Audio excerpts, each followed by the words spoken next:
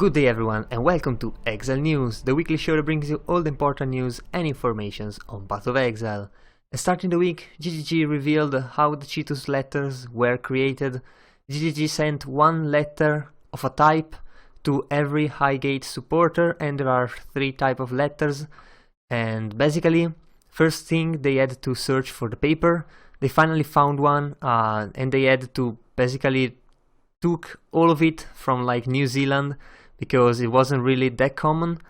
After that, they printed the 3 type of letters in the right numbers, because they sent only one letter to every supporter. After that, they got ready. You can see all the 3 letters here.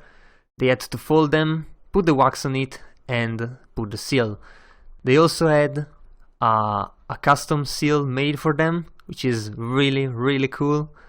And after a couple of fails, they discovered that they should ice the seal to make it a lot easier. As you can see here, there's a box of ice, that's why. And there you go, this is the letter with the seal in wax. Looks really good, to be honest. It's such a shame to break this seal because it's pretty damn good. And that's how they made letters. Really cool stuff for the supporters. And then GGG asked the players for new questions for another Q&A session with the developers.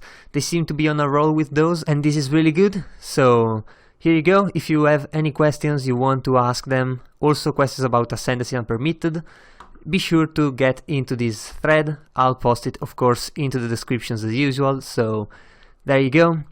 And next we got more artworks from the supporter pack, art prints, that are going to, of course, the supporter who bought the appropriate packs. As you can see here, it's the Witch Ascendancy classes. We got the top tier pet, Ranger Ascendancy classes, Templar Ascendancy classes, Emperor Izaro, new weapons and armors. Hopefully we'll be able to use those and not just used like on the back of the boss or something. And then there's the portal before coloring and the basic tier pet, so pretty good stuff, especially if you enjoy these kind of things. And next, this week we got one patch. It was the 2.1.1 patch, which added a new tier 1 talisman, which is the Rethink talisman. It added 6 new divination cards, which we already saw. Also the dragon, which added the new flask. Now we know that the new flask is a ruby flask, and the effect is that while the flask is active, chaos damage does not bypass your energy shield. So finally we got the 3 element unique flasks, and all of those are really strong. So also Birth of the 3 now drops specifically from Hillock, and it doesn't say here, but it's in Cruel and Merciless only, and Fix a Bug. So it's very small but still pretty good patch. Also, the last thing GGG posted for the year, it's a small retrospective.